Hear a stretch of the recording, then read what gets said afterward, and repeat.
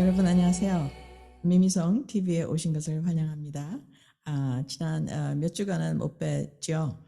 제가 저를 녹화해 주신 분이 잠깐 안 계셔서 여러분을 못 뵈었습니다. 그래서 그동안에는 사실 줌 서비스를 한 26번 제가 녹음을 해서 지금 올려드리고 있는데 영상이 없이 목소리만 나와서 좀 지루하실지도 모르겠습니다.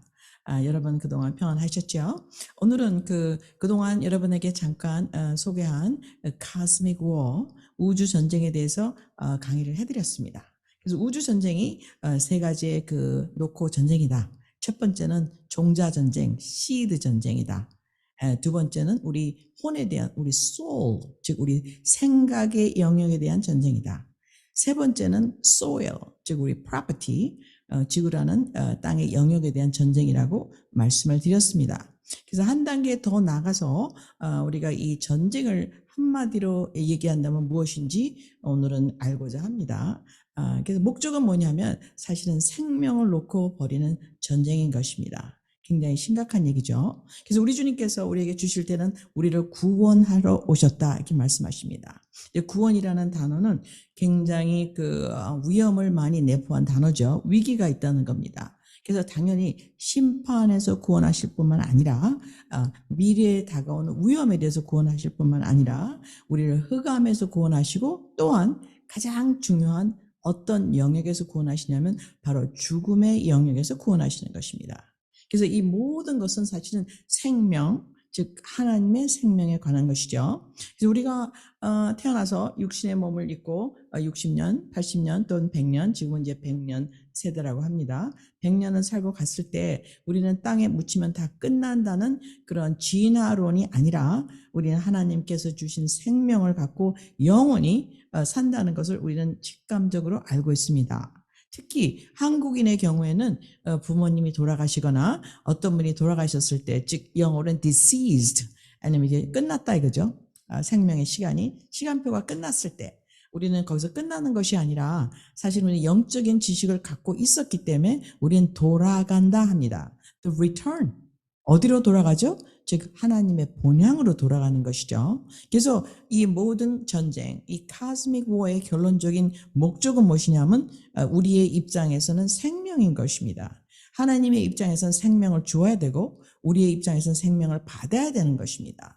그래서 그것이 우리에게 약속되어 있는지를 오늘 살펴보고 하나님이 주신 하나님의 생명, 즉 우리의 생명은 하나님의 생명이죠. 하늘로부터 오는 생명입니다. 그래서 생명에 대한 정의를 잘 모르게 되면 우리가 biological, 즉 굉장히 물리학적이고 생물학적인 생활을 하다가 그냥 먹고 자고 또 생량을 모으고 그리고 또 이 세상에서 열심히 일하다가 시간이 되면 흙으로 돌아가는 그런 인생이 아닙니다.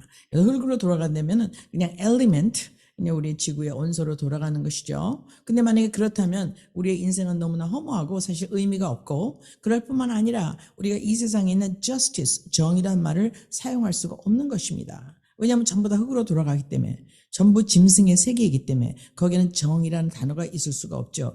오도는 있을 수가 있어요. 왜냐하면 힘이 센 자가 지배하기 때문에. 그리고 힘이 약한 자는 지배를 받아야 되기 때문에 클래스, 오도는 있을 수가 있습니다. 그래서 피지배자와 지배자가 있고 정복을 당하는 자와 정복자가 있습니다. 그래서 이런 동물적인 삶이 아니라 좀 더 우리는 영혼을 바라보는 하나님의 삶을 하나님께서 주셨음을 성경에서 알고 있습니다. 그래서 약속된 것이 어디 있습니까? 창세기 3장에 하나님이 사람이 하나님을 배반했을 적에 어떻게 하셨습니까? 사람들은 너무 급해가지고 이제 무화과 나무 옷으로 가셨죠. 사람은 대부분 제니털 이런 데를 가렸다고 생각하지만 저는 다른 의견을 갖고 있습니다. 저는 사실 얼굴을 가렸다고 생각합니다. 왜냐하면 하나님의 존재가 떠났기 때문에 하나님의 영적 아이덴티티를 잊어버렸기 때문에 거기에 오는 너무나 많은 수치감과 두려움 때문에 이제 얼굴을 가렸다고 생각하는데 어쨌든 간에 그 무화과 잎이 지금 잠정적으로 우리가 만든 것이지만 하나님께서 어떤 것을 입혀주셨냐면 가죽옷을 입혀주셨습니다. 근데 가죽옷을 입혀주시기 전에 우리 주님께서 한 가지 하신 일이 있어요. 그것은 뭐냐면은 자기가 본인이 오셔서 이제는 죄를 지은 즉 씨를 가진 남자의 씨로 오는 것이 아니라 여자의 씨로 와서 아담을 속인 마귀의 머리통을 부수겠다는 약속인 것입니다. 즉 속인 것에 대한 원수 갚아주겠다는 것이죠. 이게 굉장히 중요한 사건인데 그것을 통해서 우리 주님께서 우리에게 다시 무엇을 주기로 약속하신 것입니까? 근데 예수님께서 사람을 속인 자를 머리통을 부수시고 우리한테 무엇을 찾아주시겠습니까? 바로 생명인 것입니다. 그래서 생명은 우리에게 약속된 것인데 우리가 성경에서 한번 보기로 하겠습니다. 우리가 그 요한일서 2장 17절에 보시면 이렇게 나와 있습니다. 우리에게 주신 약속은 이것이니 생명이니라 라고 되어 있습니다. 너무나 중요한 것은 성경에 보는 모든 말씀, 이것을 우리가 보통 영어로 말하면 테스타먼트라고 하죠. 근데 테스타먼트는 뭡니까? 증거라는 얘기죠. 또한 언약이라는 얘기입니다. It is a signed contract. 쌍방이 사인해서 법적인 효과가 있는 계약서라는 게 지금 구약과 신약입니다. 또한 promise, 약속이죠. 약속은 좀 더 애정 있는 말입니다. 내가 너한테 뭘 해주겠다. 이렇게 약속한 거죠. 예수님의 약속입니다. 하나님의 약속입니다. 내가 너희들이 생명을 뺏겼지만 너희들한테 와서 생명을 다시 찾아주겠다. 내가 너희를 방문하겠다. 내가 친히 오겠다 하는 이게 너무나 중요한 약속이 창세기 3장에 나와 있습니다.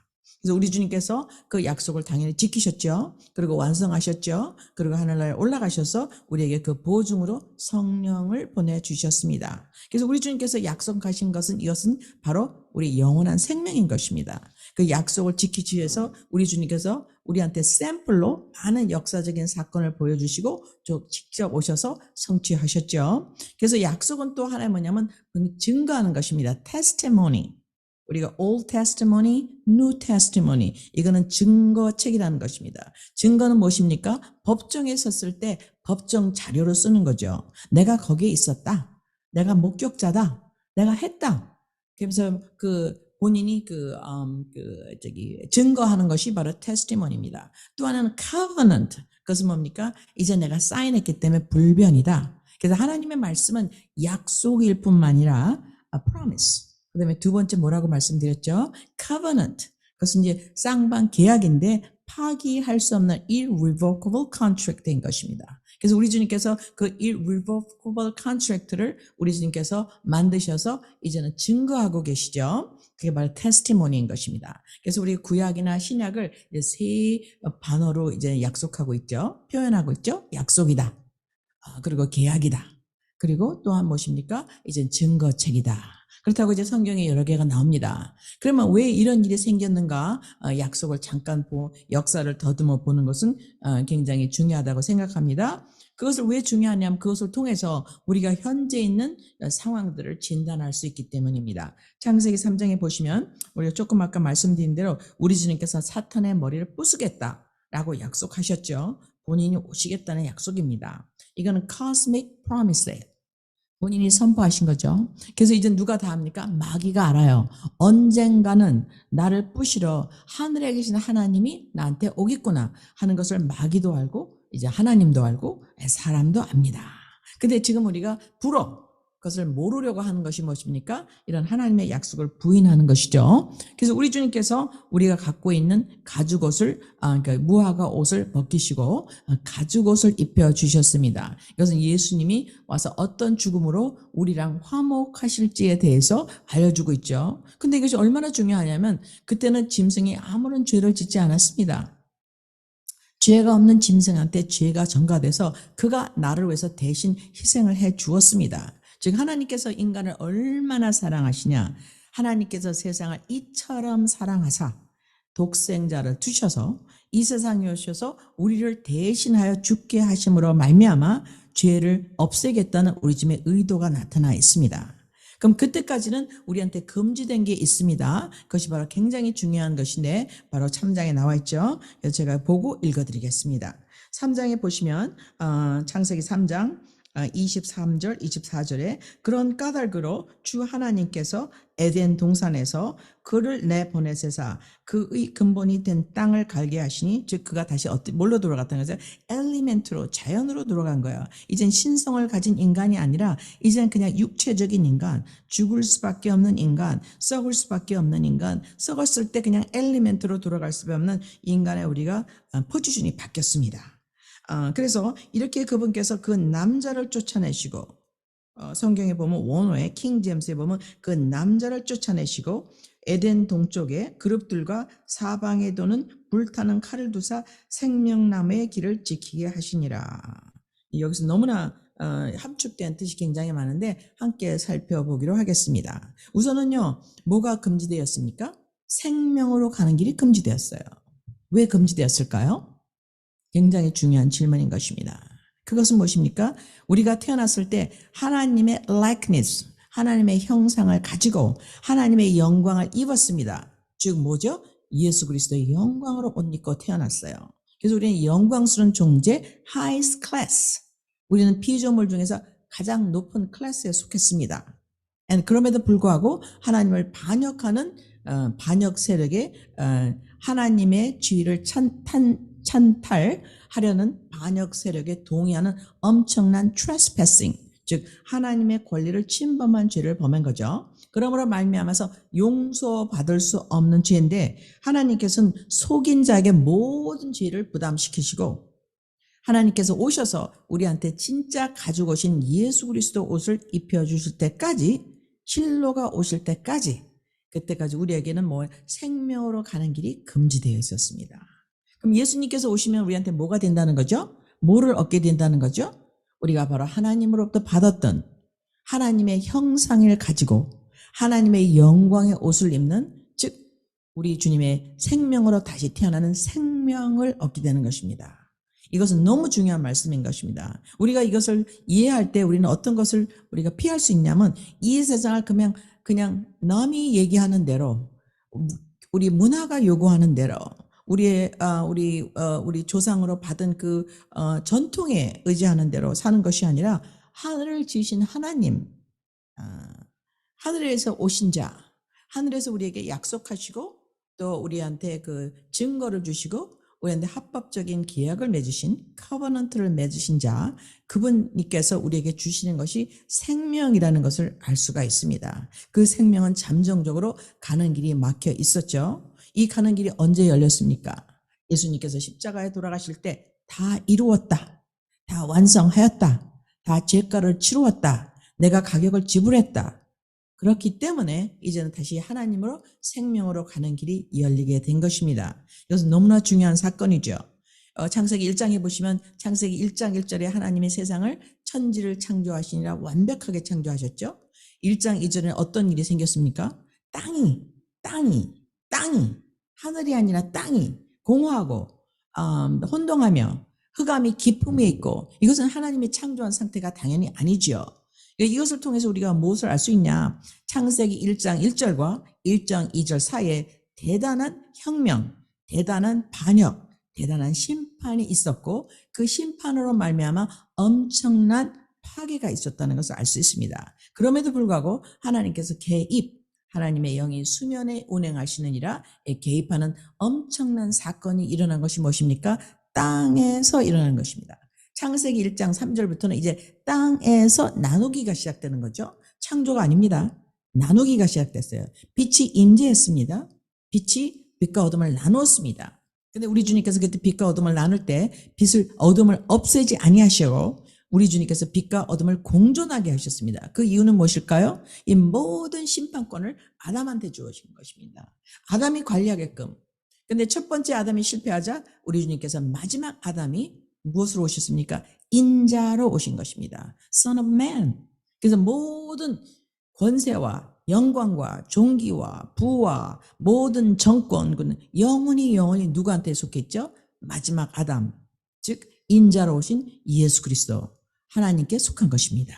그래서 우리는 하나님과 함께 인간으로서 공동 상속자가 되는 축복을 누리게 되었습니다. 그래서 이런 전쟁이 계속되면서 이 생명에 대한 전쟁의 가장 중요한 것은 무엇입니까? 즉 씨인 것입니다. 그래서 하나님께서 내가 여자의 씨로 오겠다. 그래서 여기 보면은 우리 주님께서 남자를 쫓아냈어요. 그럼 왜 남자를 쫓아냈죠? 그것은 남자의 씨가 하나님의 씨에서 땅의 씨로 contaminate, 죄로 인하여서, 반역으로 인하여서 더 이상 underqualified, 하나님의 나라로 갈 수 있는 자격을 상실했습니다. 그래서 하나님의 임재에서 벗어나야 돼요.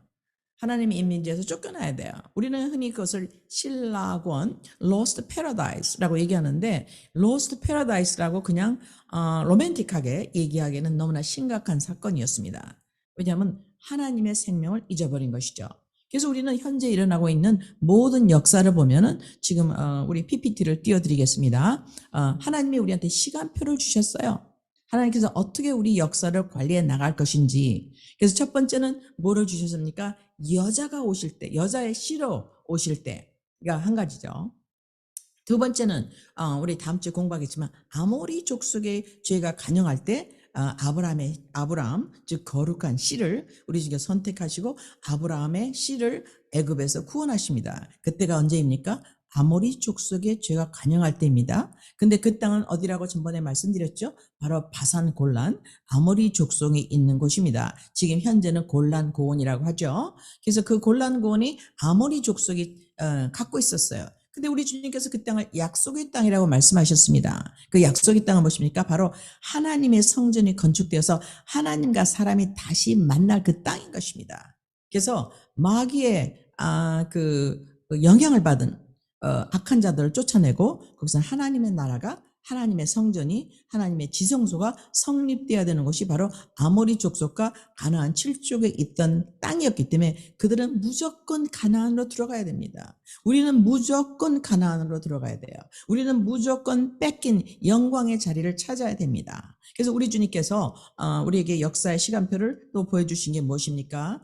다니엘서에 보면은 나오죠. 우리 다니엘서에 보면은 이제 악한 자들이 일어나서 하나님의 백성들을 이제 핍박할 때가 나옵니다. 그래서 지금 화면에 또 보여드리겠지만 제가 여기서도 보여드리겠습니다. 지금 여기 보면 다니엘서에 느부갓네살 왕에게 보여준 우리 그 신상이 나옵니다. 그래서 영상에 지금 보시겠지만 우리 다니엘 서를 기준으로 해서 하나님께서 이제 인간의 역사를 죄를 언제 없게 하시며 야곱의 죄를 없게 하신 즉 이스라엘의 죄를 없게 하셔서 세상을 다시 제7일 즉 천년 왕국을 이끄는 시간표가 나와 있습니다. 첫 번째는 바빌론 느부갓네살 왕이죠. 두 번째는 페르시아 왕입니다. 그래서 둘 다 사실은 주님을 만나고 주님의 백성들을 도왔습니다. 그 다음에는 그리스 엠파이어가 나오고 그 다음에 로만 엠파이어. 로만 엠파이어는 이제 두 다리로 나뉘었죠. 굉장히 중요합니다. 두 다리로 나뉘었다는 것은 이 두 다리로 나눠진 로만 엠파이어 시대에 우리가 살고 있기 때문인 것입니다. 그래서 제가 마지막에 다시 한번 그 두 다리를 띄워주시겠어요? 그 두 다리는 굉장히 중요한 건데 두 다리는 무엇입니까? 우리가 하나님을 배반하고 우리가 첫 번째 지은 죄가 뭐죠? 아담이 쫓겨나서 아담의 아들 가인은 분명히 알고 있었어요. 아벨도. 우리가 영광의 하나님의 영광의 옷을 입고 있던 우리 할아버지가 누구였냐? 하나님이었어. 근데 하나님을 다시 만날 길이 없어. 그 만날 길은 바로 무엇이냐? 우리가 다시 양의 제사를 드려서 피로 하나님과 화목하고 난 다음에 그 반역죄를 짐승한테 옮긴 다음에 우리가 하나님을 만날 수 있더라고 약속을 분명히 가인과 아벨이 받았음에도 불구하고 가인은 어떻게 했습니까? 자기 종교를 만들었어요. 자기의 최선의 것. 우리는 모든 사람이 죄를 범하였으며 하나님의 영광에 이르지 못한다고 로마서에서 말씀하고 있습니다. 그래서 우리는 하나님의 영광이라는 것은 하나님의 likeness, 하나님의 그 거룩함, 하나님의 완벽함, 하나님의 신성에 참여할 수 있는 권리가 없습니다. 그럼에도 불구하고 우리는 우리의 선한 행위나 우리의 도덕적, 그다음에 우리의 성과, 우리의 과거로 하나님에 갈 수 있다고 착각하는 것, 이것이 바로 종교이죠. 그래서 가인의 죄가서부터 우리 사가랴 그 제사장을 지은 모든 죄까지 바리새인에 넘겨서 유대인들한테 넘어갔죠. 예수님이 돌아가신 다음에 왜 그랬습니까? 왜냐하면 이렇게 우리 주님께서 곳곳에 알려주신 시간표를 알지 못했기 때문에. 근데 오늘은 중점은 뭐냐면요, 두 다리에 관한 것입니다. 두 다리가 BC 153년서부터 로만 엠파이어가 섰는데 지금 로만 엠파이어는 두 개로 나눠져 있어요. 이스턴 로만 엠파이어, 웨스턴 로만 엠파이어. 그럼 이스턴과 웨스턴 로만 엠파이어의 다른 점은 무엇입니까? 그것은 딱 한 가지인 것입니다. 웨스턴 로만 엠파이어, 우리가 지금 흔히 말하는 서구 문명은 바로 카톨리시즘, 바로 우리 카톨릭이죠. 그다음에 이스턴 로만 엠파이어, 둘 다 백인이에요. 근데 다른 점이 하나 있어요. 뭡니까? 그들은요, 그 교황 제도를 시인하지 않습니다. 그래서 그리는 그릭 오소닥스, 동방 정교를 믿고 있습니다. 그래서 로만 엠파이어가 하나가 되려고 노력하는 것을 제가 설명을 스크린에 드렸는데 우리가 흔히 말하는 New World Order라고 하는 것입니다. New World Order는 무엇이냐면 우리가 다시 하나가 돼서 합쳐서 네필림처럼 우리가 바벨탑을 쌓자, 하늘까지 올라가자, 우리가 신이 되자, 이 세상을 정복하자, 그리고 하나님 없이도 영생하자. 이것이 바로 New World Order인 것입니다. 그 New World Order의 목적은 무엇입니까? 두 다리가 하나가 돼야 돼요. 그래야지만 합칠 수가 있죠. 그래서 두 다리가 하나가 돼서 로마 제국을 다시 부활시키는 것이 이들의 꿈인 것입니다. 그래서 서구를 대표하는 EU, 그리고 나토하고 그다음에 동구를 대표하는 러시아는 항상 각축전을 벌일 수밖에 없는데 사실 지난 2000년 동안은 서구가 너무나 압도적으로 쓰였습니다. 그래서 지금 두 다리가 저렇게 정확히 서 있는 것이 아니라 쩔눈발이었어요. 동방 그리스도 정교는 기운을 못 쳤습니다. 거기는 굉장히 차갑고 그다음에 그 날씨가 안 좋아합니다. 하지만 자원이 굉장히 많아요. 그리고 영토가 너무 넓고 그다음에 국경선이 너무 넓기 때문에 국방이 불가능한 곳이 바로 러시아인 것입니다. 지금 현재 우리가 말하는 러시아, 그리스 정교죠. 그리고 그다음에 서구는요, 굉장히 섬이 많고 복잡한 나라이지만 각자 나라가 분리되어 있기 때문에 각자 싸우면서 로마 제국의 왕이 되고자 하는 시도가 굉장히 많이 있었습니다. 여러분이 흔히 아시는 스페니시 엠파이어, 그럴 때 뭐를 했습니까? 인쿠지션이라는 것에서 사람을 많이 죽였죠. 그때 잔인함이라는 것은 여러분 지금 소설을 능가합니다. 지금 요즘에 뭐 페도필리아, 사람들 아이들 죽이는 거, 전쟁에서 죽인 걸 능가하는 일이 스페니시 엠파이어 인쿠지션에 있었습니다. 그래서 많은 사람들이 그때 유대인과 또 크리스천들이 도망해서 어디로 갔죠? 신대륙으로 가게 된 것이 미국의 역사이죠. 그래서 미국의 역사는요, 사실은 그 10발가락 중에 속하니 안 속하는지는 저는 사실 모르겠습니다. 하지만 이 마지막 로만 엠파이어의 유니피케이션에 반대하는 세력 중에 하나인 것은 틀림이 없죠. 그래서 이 로만 엠파이어가 이제 스페니시 엠파이어에서 뭘로 넘어갑니까? 프렌치 엠파이어. 그래서 나폴레옹이 1812년에 러시아를 침범하죠. 왜? 유럽이 하나가 돼서 동구 유럽, 서구 유럽이 하나가 돼서 뉴 월드 오더를 만들어서 하나님에 대적해야 되기 때문에 그렇습니다. 그래서 그때 언제 터들어갔죠? 300만의 대군을 이끌고 갔지만 결국은 금방 패배하고 말았습니다. 왜 패배했을까요? 그렇게 천재적인 사람들이 테크놀로지를 갖고 무기를 갖고 300만의 군인을 갖고 쳐들어갔지만 결국엔 동장군 겨울에 패하고 말았습니다. 왜 그럴까요? 왜 패했을까요? 사람들은 전략적인 공부를 합니다. 하지만 앤서는 간단합니다. 하나님의 뜻이 두 다리가 합쳐지는 것이 아니기 때문에. 또 한 번 시도가 있었죠. 유럽에서. 그래서 유럽에서 만든 공산주의, 즉 칼 막스, 마르크시즘은 누가 만들었습니까? 칼 막스 러시아가 만들었죠. 그 다음에 칼 막스를 authenticate 해주는 이론이 무엇입니까? 진화론. 그 영국에서 누가 만들었습니까? 그 진화론을 만든 다윈이 만들었죠. 그들은 같은 시대의 사람이고 친구였습니다. 그때 이제 해겔의 변증법이 나와서 그들은 하나님을 대적하기로 하는데 어떤 걸로 대적하느냐? 우리 우수민족이 하나가 돼야 된다. 그 우리 우수민족, 즉 유제닉스를 성립하는 것이 철학의 무엇입니까? 바로 진화론인 것입니다. 진화론, natural selection에 의해서 강자가 약자를 지배하며 강자가 모든 법을 만들고 강자가 법인 것입니다. 강자가 문화를 만드는 것입니다.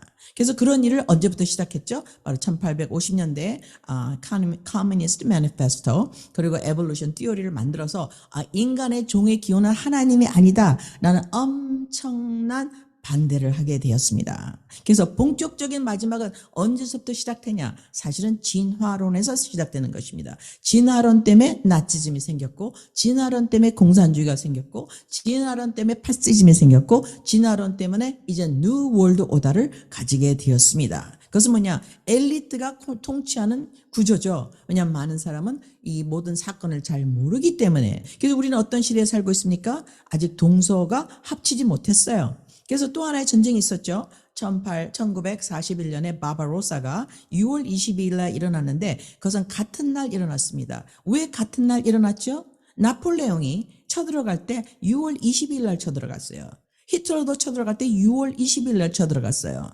그 목적은 무엇입니까? 제3 Third Reich, 제3 로마 제국을 세워서 전 세계를 통치하겠다는 야심만만한 바로 유제닉스, 그들의 목적인 것입니다. 근데 지금은 어떤 일을 하고 있습니까? 전 세계가 다시 이제는 유니피케이션을 향해서 가고 있죠. 우리가 쓰는 흔히 말은 무엇입니까? 글로벌리즘. Sounds good. 근데 글로벌리즘은 무엇입니까? 하나의 새로운 New World Order.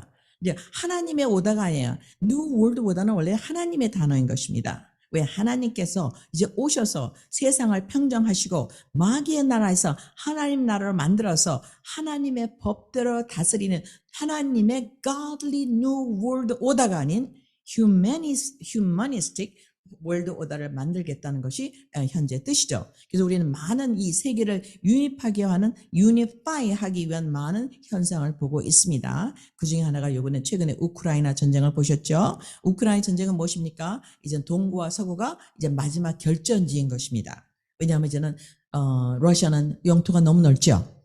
방어할 방법이 없습니다. 그래서 조약을 맺었어요. 베르사유 조약에서 이제는 너희가 지금 옛날 소비에트 지역은 내가 관여를 안 하겠다. 근데 그분 사람들이 모든 나라가 소비에트에서 나온 나라가 소비에트 러시아로 변했을 때 그 연방을 했던 나라가 전부 다 뭐가 됐죠? 나토가 됐습니다. 그래서 지금 나토는 어떤 법을 갖고 있습니까? 나토의 한 나라가 침략을 당하면은 모든 나라가 합세해서 그 침략을 한 나라를 쳐부시게 돼 있어요. 그래서 마지막 나라가 무엇입니까? 바로 우크라이나인 것입니다. 그래서 우크라이나는 또 무슨 전쟁입니까? 이건 분명한 거죠, 여러분. 또 한 번 이 동구와 서구를 합쳐서 뉴 월드 오더를 만들겠다는 전쟁이 확실한 것입니다. 여러분 이런 것을 들으시면서 어떻게 생각하십니까? 여러분 이것을 성경적으로 해석해야 될 줄 압니다. 이제는 때가 온 것입니다. 하나님께서 약속하신 그 생명의 때가 온 것입니다. 여기 우리가 전쟁보다 전쟁 후에 역사하시는 전쟁을 전쟁 위에 계시는 우리 하나님의 역사를 봐야 될 것입니다. 이제 동부와 서구가 합치를 하는 마지막 시도, 즉 우크라이나 전쟁을 통해서 우리는 시간표가 매우 가까이 왔음을 알 수가 있습니다. 그래서 여러분 두려워하지 마시고 하나님께서는 절대로 동구와 서구가 하나가 돼서 뉴 월드 오더가 되는 것을 허락하지 않으십니다.